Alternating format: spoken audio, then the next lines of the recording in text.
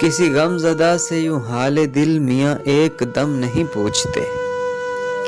کہ جو کہوں میں دبا ہوا ہو وہ ضبط غم نہیں پوچھتے،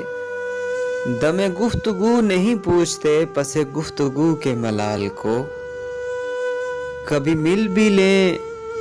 وہ تپاک سے تو بھی ان سے ہم نہیں پوچھتے۔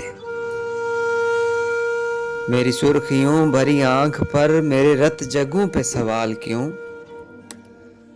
پڑا سامنے ہو جو رخت نم میرے محترم نہیں پوچھتے،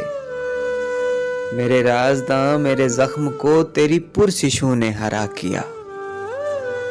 کہ جو واقف غم حال ہوں وہ تو کم سے کم نہیں پوچھتے۔